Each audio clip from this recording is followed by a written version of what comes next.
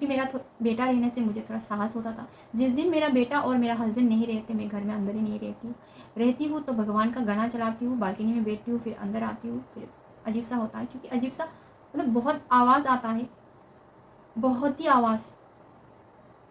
दोपहर में दिन में नहीं आता है, सिर्फ 3, साढ़े 3, 4 बजे से स्टार्ट छत में आवाज़ आना, दीवार में आवाज़ आना शुरू हो जाता है। दिन भर नहीं आता है, पता नहीं दिन में क्यों नहीं आता है। दिन में सिर्फ यही आता है जो कार्टून है, जो पैकेजिंग है, हम लोग खोले ही नहीं, हम लोग रहेंगे या नहीं रहेंगे। मैं तो सोच समझ कर मैं नहीं रहूँगी बोल कर मन में ठान ली थी कि हनुमान बाबा हम लोगों को यहाँ से निकालो।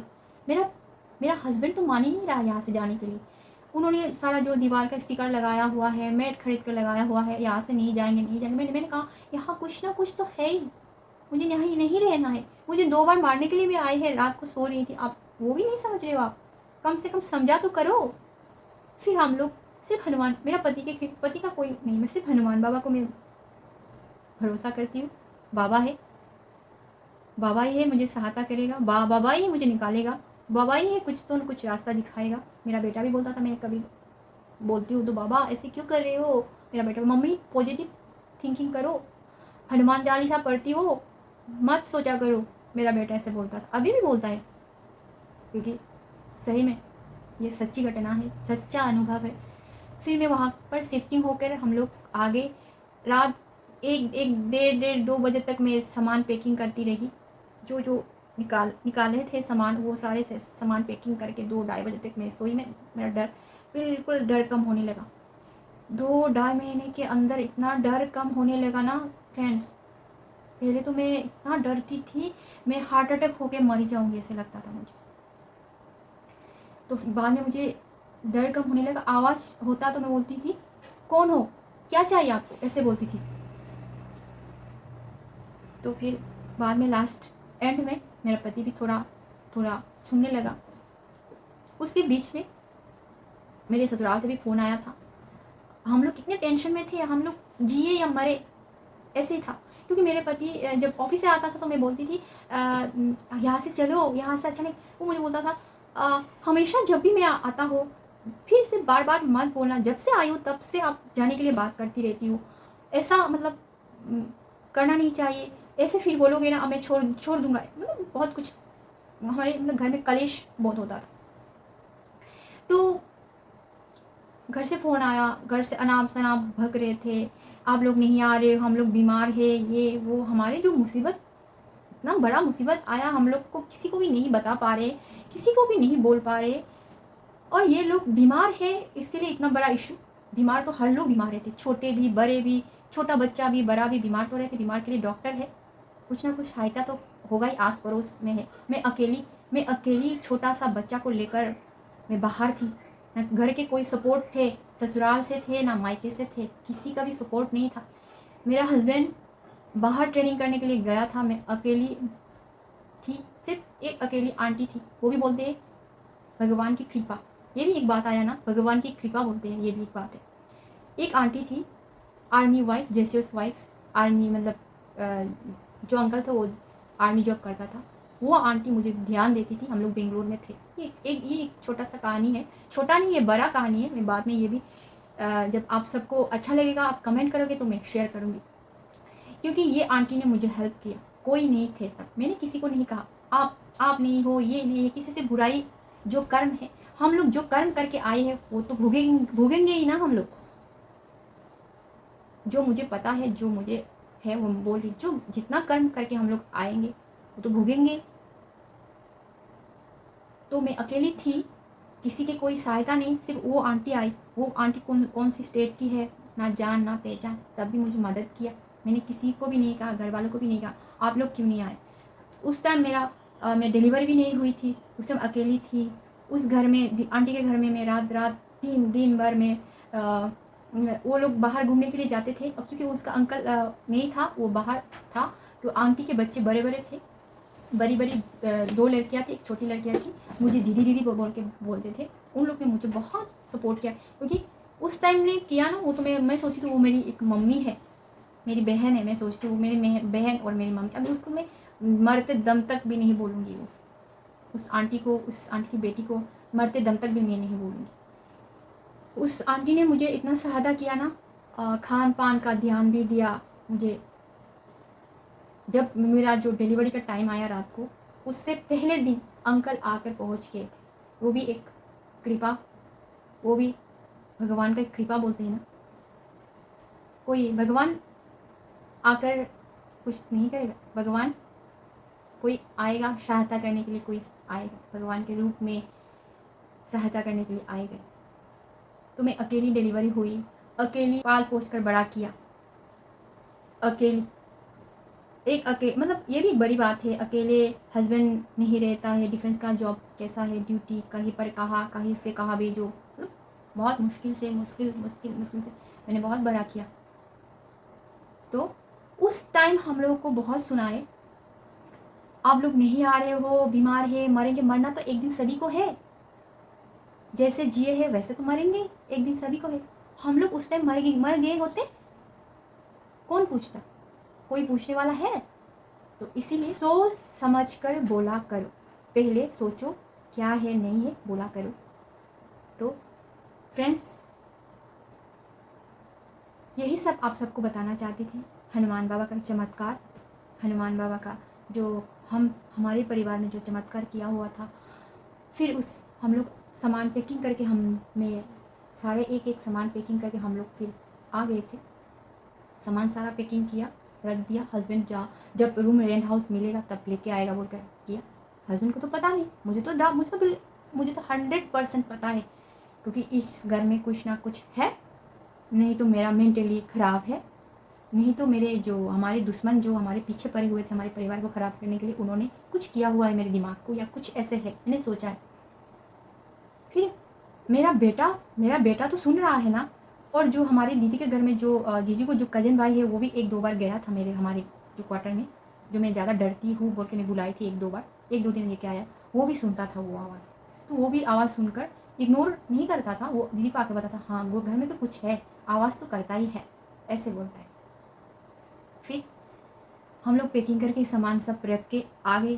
फिर रेंट हाउस नहीं मिला, रेंट हाउस ढूंढते रहे। जो रेंट हाउस तो सोच कर आए थे वो मिला ही नहीं, खाली नहीं हुआ। फिर मैं हनुमान बाबा से, बाबा इतना परेशान, बहुत परेशान तो मैं हो गई बाबा, और मत करो बाबा, कुछ ना कुछ सहायता तो करो। फिर हमारी दीदी के जो सामने वाले जो रूम है, वो लोग जाने वाले थे, मगर वो अभी नहीं जा रहे। जैसे हम लोग जो रूम ढूंढ रहे उस टाइम नहीं जा रहे, वो लोग 1 महीना रुको, 2 महीना रुको, 3 महीना रुको, ऐसे बोल रहे। मुझे तो कोई ऑप्शन ही नहीं, कहाँ जाओ। दीदी के घर में 2 महीना हो गया और तो मैं नहीं रह सकती। फिर मैंने हनुमान बाबा को कहा, हे बाबा, ये जो रहते हैं रूम में, ये लोग भी जाने वाले हैं, हम भी रूम ढूंढ रहे हैं, प्रभु इसको भी अच्छे से जाने दो, हम भी जा पाए। फिर उस दिन 9 तारीख थे, मैंने 8 तारीख को कहा था, अभी भी याद है। उस दिन 9 तारीख थे, वो लोग आके बोल रहे थे हम 10 तारीख को खाली करने वाले हैं रूम। चमत्कार हो गई ना। मैं इसलिए बोल रही थी किसी की बुराई मत करो। मैंने कहा, हे प्रभु, वो भी अच्छा रूम मिलकर चले जाए, हम भी अच्छे से रहे, वो भी अच्छे से रहे, हे प्रभु, हे प्रभु। मैंने सिर्फ यही कहा, हे प्रभु अच्छे से रहे वो भी। इसीलिए एक पॉइंट आता है, दूसरे की बुराई मत करो, दूसरे के बारे में उल्टा मत सोचो, तब हनुमान बाबा कृपा करेगा। तो फिर हम जो रूम मिल गया, रूम को कलर वलर किया, फिर रूम शिफ्टिंग होकर हम लोग आ गए। आने के बाद मैं रही बहुत थोड़ा इस रूम में, बहुत छोटा है। मैं ब्लॉग के माध्यम में ब्लॉग में आप सबको दिखा रही थी, बहुत छोटा है, एडजस्ट करना मुश्किल होता है, क्योंकि क्वार्टर में इतने बड़े बड़े रूम में रह के आए। छोटा मीन्स बहुत ही छोटा है, जैसे बेड रख कर स्पेस नहीं है 2 लोगों को खाना खाने के लिए, ऐसे मुश्किल है। तो हमारा सामान थोड़ा ज़्यादा है, ज़्यादा मीन्स रहते थोड़ा करके ज़्यादा हो ही जाता है। सामान तो फेंक नहीं पाएंगे, वेस्ट नहीं कर पाएंगे, पैसा भी तो बचाना है। फौजी एक आदमी कैसे दिन भर ड्यूटी करके पैसा कमाता है, वो भी तो ध्यान देना पड़ता है। तब फिर मैं आई, आने के बाद ये जो मेरा दिमाग से नहीं जा रहा था, उस घर में इतना मेरा हालत क्या हुआ, उस घर में इतना आवाज़ क्यों आया। जब भी पूजा कर रही थी, पूजा का जो आसन है वो भी आवाज़ करता था, तब भी मैं पढ़ती थी। मेरा जब 40 पढ़ती थी तो मुझे बहुत नींद आता था, तब ये चालीसा जब पढ़ती हूँ, ये नींद नहीं आना चाहिए, नेगेटिव का ही बहुत वो है, मैं चालीसा जैसे पढ़ती थी। एक दिन तो 2 सेकंड 3 सेकंड के लिए मैं पूरी गहरी पढ़ते पढ़ते पढ़ते पढ़ते ऐसे गहरी नींद में गई। हाँ, मैं तो क्या कर रही हूँ, हे प्रभु, हे हनुमान बाबा। फिर पढ़ लिया, फिर मैंने दीदी को कॉल किया, दीदी मैं चालीसा पढ़ते पढ़ते मैं 2-3 मिनट के लिए मैं सो गई थी। दीदी ने कहा ध्यान दो। मैं बोल रहे थे आपका पति नहीं सुन रहा है, जल्दी से वहाँ से आ जाओ, नहीं तो कुछ ना कुछ बड़ा बीमारी हो जाओगे, कुछ तो प्रॉब्लम होगा, जल्दी करो जल्दी करो। दीदी बोल रही है, मगर दीदी मेरे हस्बैंड को बोल नहीं पा रही, क्योंकि पति जो बोलेगा वही करेंगे ना हम लोग। और मैं हनुमान बाबा को हमेशा मैं तिल का दिया जलाती हूँ, तिल का, गाय का घी का भी, तो हमेशा मैं अभी भी तिल का दिया जलाती हूँ। तिल का दिया जलाई थी मैं, बड़ा बड़ा जोत में जलाई थी। मैं सोची वो दिया जलने दो, घर में एक आग एक दिया जलने से अच्छी बात है बोल के मैं दिया जलाई थी। उस दिया में और भी मैं तेल डालूँ बोल के मैं, जो मैंने पाठ करके ख़त्म किया, आसन में उठा कर रख कर, फिर मैं सोची तेल डाल देती हूँ दिए में बोल के। दिया में तेल डालने लगी तो डालकर मुझे पता चला, अरे ये तो गंगाजल का पानी है। तो मैं दिया को बुझा रही थी मैं, मतलब ऐसे ऐसे घटना हुआ था उस क्वार्टर में। अरे हे भगवान, दिया तो बुझना नहीं चाहिए, शांत होना नहीं चाहिए, हे हनुमान प्रभु, दिया तो शांत नहीं होना चाहिए, तो अच्छा संकेत नहीं है प्रभु, हे प्रभु करके 10-12 मिनट तो वो पानी डालकर उस तिल के तेल के दिए में पानी डालकर, गंगाजल पानी मतलब गंगाजल का बोतल में रखी थी पूजा के आसन। मैं तो सोची वो तिल का बोतल, वो जो नेगेटिव है वो दिया को भी बुझाना चाहती है, मुझे पूजा करने नहीं देती है, पूजा में डिस्टर्ब कराती है। आसन का जो पूजा का जो आसन है वो भी आवाज़ करती है। मैं खैर अभी मैं ये सब याद करना भी नहीं चाहती हूँ, ये एक नेगेटिव है। और उसमें जो हाल हुआ है वो भी भटक रही है या भटक रहा है। हम लोग को कुछ हुआ तो नहीं उस क्वार्टर में, हम लोग को ना बीमारी हुआ, ना बुखार आया, कुछ नहीं हुआ, सिर्फ हनुमान बाबा की कृपा। और हमेशा मैं भागवत का जो कथा है वो हमेशा मैं चलाती थी, हमेशा मैं चलाती थी। जैसे अनुरुद्धाचार्य जी भागवत कथा देते हैं, मैं वो चलाती थी और भागवत कथा में सुनती थी। और जो भाग्यश्री धाम जो धीरेन्द्र शास्त्री जी, उसका भी जो कथा देता था वो भी चलाती थी। तो हनुमान चालीसा तो मैं पढ़ती थी, हनुमान बाबा तो है ही। संकट कटे मीटे सब पीरा, जो सुमीरा हनुमत बलबीरा। जहाँ राम का नाम गाओ वहाँ तो हनुमान जी है ही। फिर मैंने राम जी की फ़ोटो मैंने फिर बनाकर फिर लेके आई मैं, हे प्रभु राम जी की फ़ोटो भी तो मैं लेके आई, प्रभु का फ़ोटो भी, आप तो कहाँ हो प्रभु हनुमान बाबा, हमको कृपा करो। कृपा किया। यही अनुभव मैं आप सबको बताना चाहती थी, जो जो हुआ है, क्या क्या हुआ था, बहुत कुछ हुआ था उस क्वार्टर में।